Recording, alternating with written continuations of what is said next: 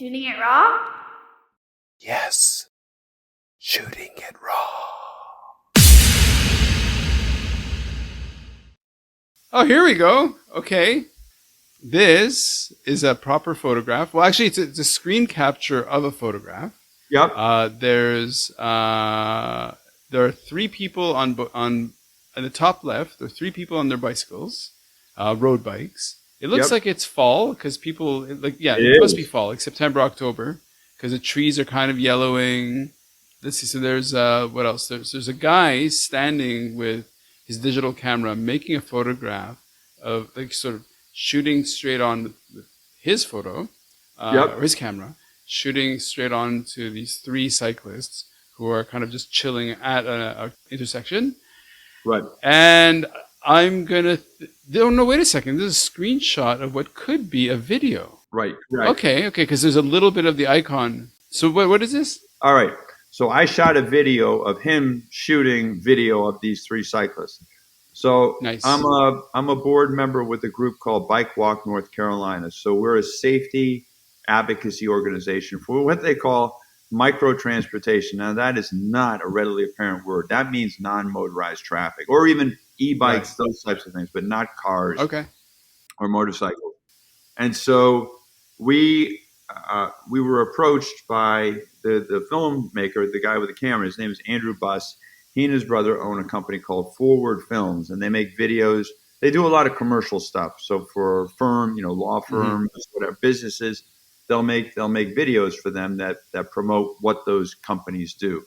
And so he wanted to get into the public service announcement, so PSA world, and he reached out to Bike Walk North Carolina, maybe through a friend somehow, and said that he would be willing to make a few videos pro bono. Nice. To donate to us, but also to use as an example for him, to show other people, here's what I can do. So, which I think is entirely excellent. The Andrew is fantastic. That video, the cyclist, so it's at a busy intersection in Charlotte, but it's a nondescript intersection. But anyway, there are 4 lanes of traffic. There are 2 lanes in where you see that image, and then a third left turning lane, and then 2 other lanes on the others going the other direction. And then there's a crosswalk.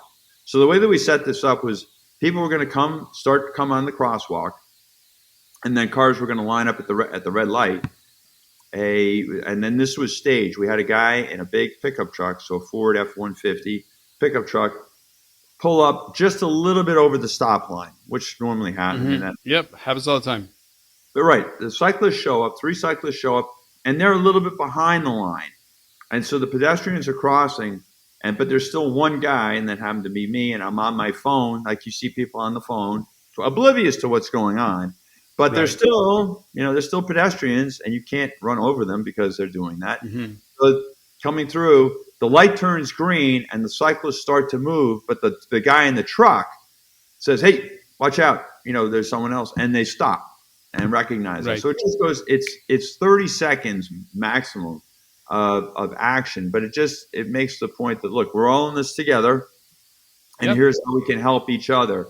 So it's just it's a heads up video about traffic safety, but that's through Bike Walk North Carolina. And so videos are just one point of approach. The legislative advocacy.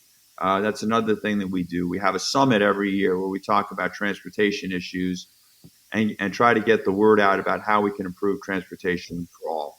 So those 3 things, the Safe Streets for All, and then my brand, now that's commercial, but has certainly a public service component to it about keeping us safe. And then Bike Walk North Carolina is another organization that I belong to. I'm a volunteer with them, but we've been moving forward to spread the word. And then, the video, like I call that just one point of approach. There are many points of approach you need to employ to get from here to there and actually get something done. So one of the funny things about life, so when I reached out to you, I was living in Hong Kong. I still live in Hong Kong. But the way the fates have spun, I'm now in Savannah, Georgia. So I think when you're somebody who's traveled a lot. And look, obviously there are tons of people who've traveled way more than me, but in my case, like I've seen a little bit of the world. And when you go to different countries Yep. and when you go to different cities or whatever, it's like traffic and driving and all that stuff has a language. Yes.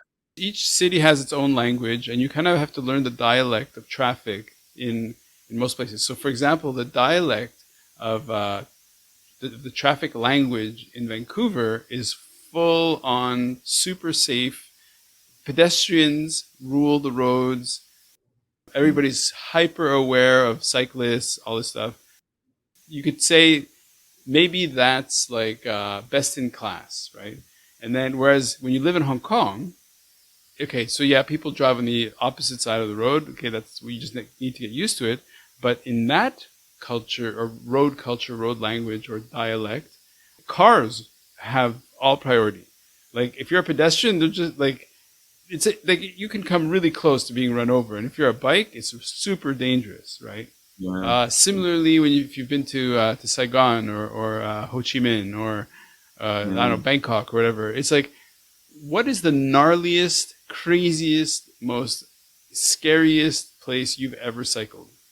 Okay. Scariest place that I think that was my town, Westboro, Massachusetts. So I used to say, What? yeah, Okay. No, do tell. it's a small town of like 20, probably closer to 25,000 right now. But yeah, and people would drive like bullets there because it's kind of like Hickory. Westboro had a population, so residential population of 20,000. During the day, it grew to about 50,000 people because of all the businesses that we had there. Right. Now you have, 2.5 times the population on the roads, potentially on the roads, but certainly increased traffic.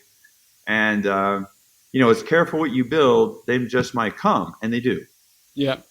Same thing in Hickory. We have 40,000 plus residents, but we have 160,000 trips. So these aren't just people driving through. They're making a stop in Hickory either to work, to go to our stores, to go to entertainment, to go to restaurants, whatever it may be. 160,000 a day. Oh, wow. So what I've noticed is especially in Westboro, and then we had a traffic rotary. So people, listening to this can't see my eyes close on that one, but the rotary was a disaster. It was off center. Anyway, it had a bunch of issues, and going through that, I really would have a time. I could have a time there where people would say, if someone almost hit me and I was able to catch up to them because they were stopped, I said, "Did you see me?" No. Bright colored clothes, lights flashing, and they say no. And I get that. I can see that. Mm-hmm. So, I used to say, if I can exit and re-enter the Westboro atmosphere and live to tell about it, it's a good day. Once I got out of the country, it was fine. Same thing in Hickory. Hickory has a commercial component to it for sure. 60,000 come through. Interestingly, in the photograph, it's okay. So you're saying it's like November. It's right. It's all the colors are super muted. Oh, we did that on purpose. Okay, you did on purpose so that the colors all muted. Normally, that's what you're going to see.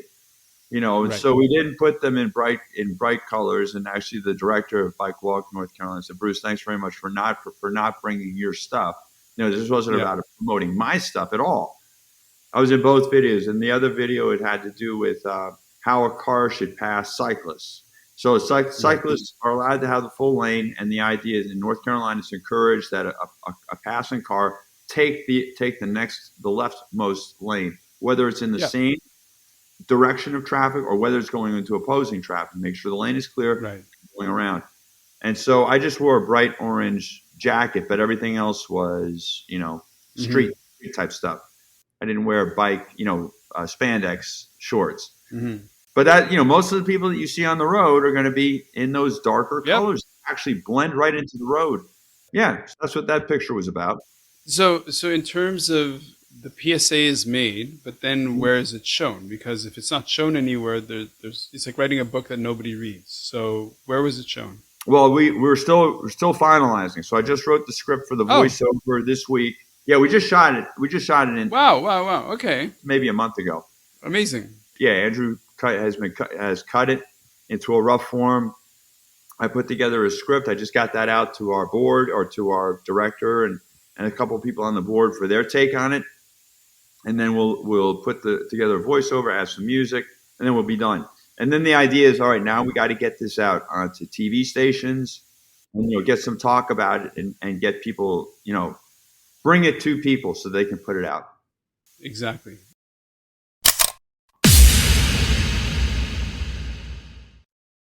So is life really a gift? Really?